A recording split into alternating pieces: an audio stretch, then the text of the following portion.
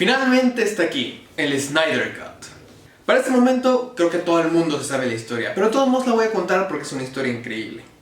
Zack Snyder es el director de 3 películas de DC: El Hombre de Acero, Batman contra Superman y La Liga de la Justicia. Sin embargo, esta película debió haber salido hace 3 años. Y de hecho salió, pero no su versión. Zack Snyder tuvo que abandonar el proyecto tras una tragedia familiar. Y Warner Bros. Llamó a Joss Whedon, director de Los Vengadores, para completar el proyecto. Sin embargo, las visiones de Whedon y Snyder son polos completamente opuestos, resultando en un desastre de película. Ahora, cuando la vi no me pareció tan mala, pero conforme fui pensando más y más, me di cuenta de todas las incoherencias que tenía esta película. Zack Snyder después reveló que lo que había salido en pantalla no tenía nada que ver con lo que él había hecho, y que de hecho él había filmado 4 horas de material para esta película. Y tras años de hacer campaña, tras años de saturar Twitter con un hashtag, Warner por fin accedió a que esta película viera la luz del día. Y bueno, después de todo esto, es mejor. Es mil veces mejor que la anterior. Aunque no por eso yo la llamaría una obra maestra. Al final de cuentas sigue siendo la misma película. Por donde empieza es el mismo lugar donde termina. Pasa por los mismos plot points y las mismas ideas. Esto significa que si tú viste la película y no te gustó, pero me refiero a que de verdad no te gustó nada en lo absoluto, la historia, las ideas, todo en general, esto no te va a hacer cambiar, porque al final de cuentas sigue siendo la misma película, con una gran diferencia, y es que está mucho más desarrollada. Prácticamente tiene 2 horas más de desarrollo, lo cual lo vuelve una historia más coherente. Pero si desde un principio no te gustó la historia, esto no te va a convencer. Porque sí, sigue siendo la misma historia desinteresante. Sigue siendo la historia genérica del malo que llega a la Tierra, que tiene que juntar 3 cosas y mientras tanto el equipo se está reuniendo, van a un lugar a hablar con un miembro del equipo, van a otro a hablar con otro miembro del equipo, y esto lleva a que la película sea estructuralmente desproporcionada, porque las primeras 2 horas y media se podría considerar como introducción. Después de eso tenemos 1 hora de desarrollo y 1 hora de clímax, y en cuanto termina el clímax, termina la película, por lo que la conclusión es prácticamente inexistente. Entonces, si tu principal problema con la Liga de la Justicia de Joss Whedon fue la historia, esto no va a ser maravillas para ti. Hay elementos de la misma que están mejor justificados, pero la historia sigue siendo la misma. Y esta parte de la estructura desproporcionada a los más fans no les va a afectar, pero a los espectadores casuales que quieran aventarse 4 horas de esto, puede llegar a ser cansado. Hay muchas cosas que esta película hizo mejor que la anterior, y hay otras que causaron problema en la versión anterior y siguen causando problemas aquí. Básicamente lo que esta versión hace son 2 cosas: 1, expandir el lore, y 2, desarrollar más a los personajes, y que tratándose de la primera película de la Liga de la Justicia, en donde nos presentan a 2 nuevos personajes, básicamente es lo que más necesitas.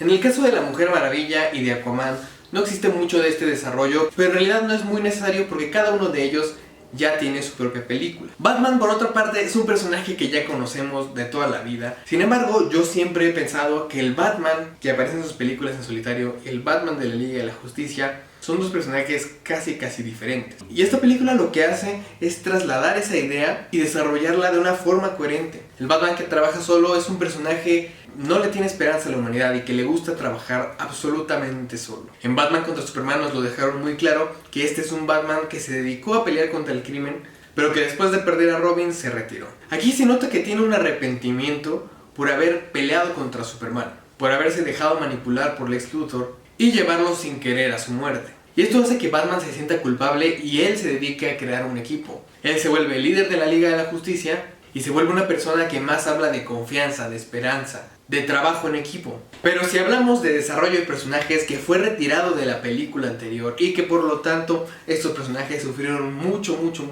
esos son Flash, Steppenwolf y Cyborg. Empezando con Flash, voy a decir que esta versión que va puesto Zack Snyder no es mi favorita. No me gusta mucho la actuación de Ezra Miller y la idea de hacerlo como un adolescente algo incómodo y que utiliza el humor como mecanismo de defensa y es muy sarcástico, etc.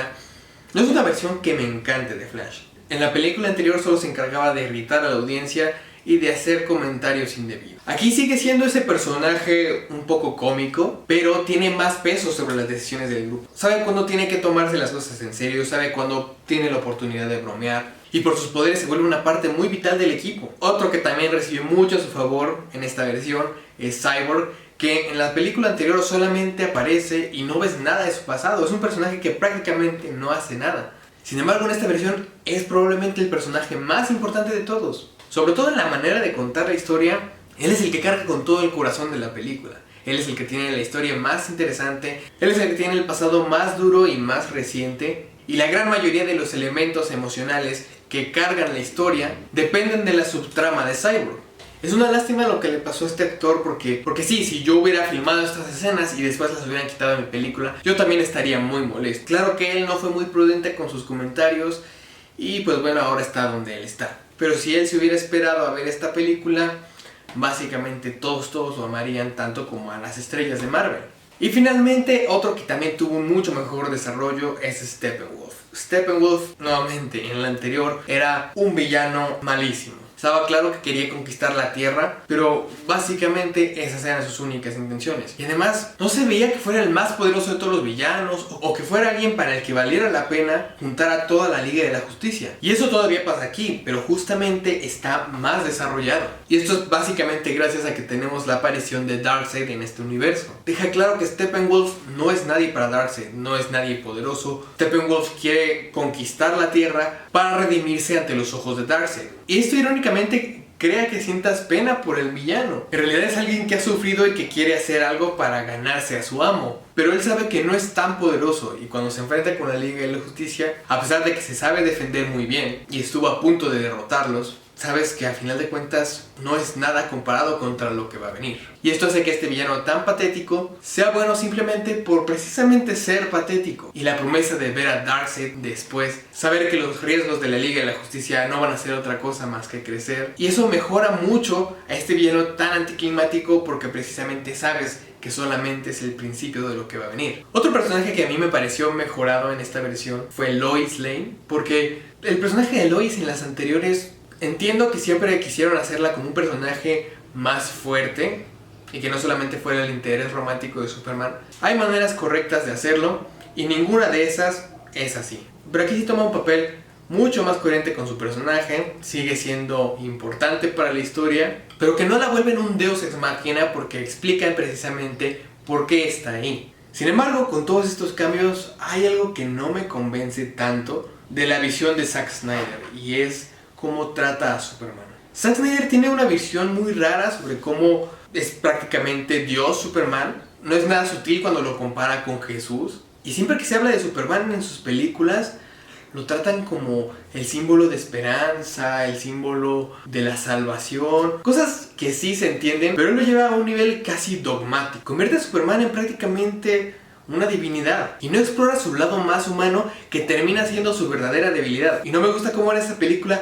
lo reviven solamente para que reviva al malo. Y tampoco me gusta cómo es que si llega a ver otra película de la Liga de la Justicia, parece que va a volver a Superman el principal antagonista, convirtiendo a Superman en un plot device en lugar de en un personaje. Y no siento que le estén dando a este personaje la justicia que se merece. Y finalmente, otra cosa que no me gustó fue el epílogo. La primera mitad del epílogo me parece muy buena.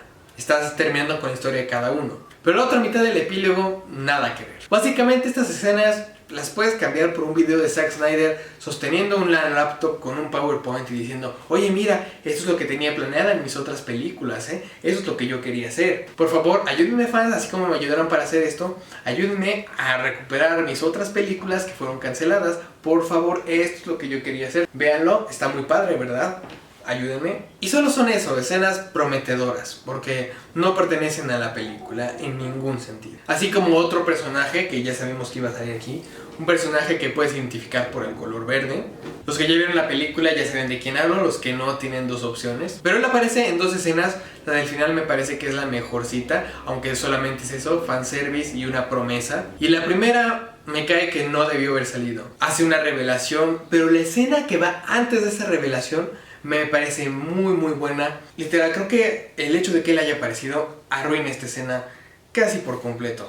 Le quita el significado y agrega dudas que la verdad nunca se resuelven. El Snyder Cut lo que hace es que incluso tus ideas más absurdas, mientras las desarrolles como se debe, puede hacer que se vuelvan coherentes y eventualmente buenas ideas. porque me la he pasado comparándola con la película anterior, pero solamente es para enfatizar en cómo es que algunas escenas las eliminaron por ninguna razón, siendo que eran las más importantes. Pero la verdad es que el Snyder Cut no solamente es buena en comparación a la anterior. Si hubiera salido en ese entonces, creo que también habría sido un éxito, pero solamente si hubieran salido todas las 4 horas. Porque aún si le quitaras 1 hora a esta película, muchas cosas dejarían de funcionar. Esta versión es, con toda la razón del mundo, más hypeada por los fans, porque además de eso, esto es fanservice bien hecho.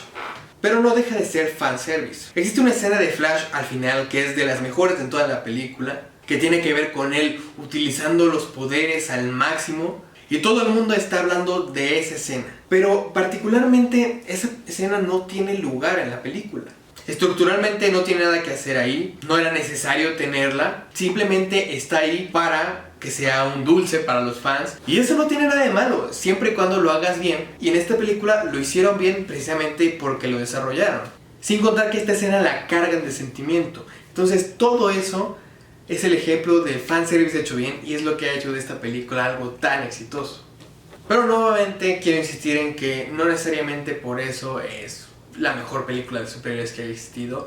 Creo que hay otras que tienen una mejor idea de cómo estructurar una película, el tipo de mensajes que vas a incluir ahí, la estructura de los personajes, el aspecto emocional, todo eso ha sido aprovechado mejor en otras películas como Into the Spider-Verse, Los Increíbles, The Dark Knight. Pero como película de superhéroes, no como película de superhéroes, esta es de las mejores porque hace eso, entretener a los fans, darles lo que quieren, mostrar sus poderes al máximo. Vaya, es una película que va a tener contentos a muchos y que sin duda vale mucho la pena que la vean. Incluso si odiaste la anterior, puede que esta tampoco te guste, creo que vas a reconocer que está mucho mejor. Yo le doy a Zack Snyder's Justice League una B+. Muchas gracias por ver este video. De verdad me hice el espacio para hacer esta reseña. Se supone que estoy en la temporada de Oscar y todas mis reseñas deberían ser. Pero esta película es un evento tan grande que tenía que hablar de ello. Siento que no me pude expresar como quería porque tenía que hacer spoilers, pero hacer un video de spoilers de verdad no me va a dar tiempo. Así que esto es lo mejor que le puedo dar en el momento. Y ya después podemos hablar de los spoilers o de mis opiniones en otra ocasión.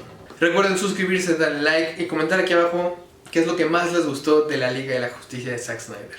Yo soy Guillermo Rojas y nos vemos la próxima. Corten.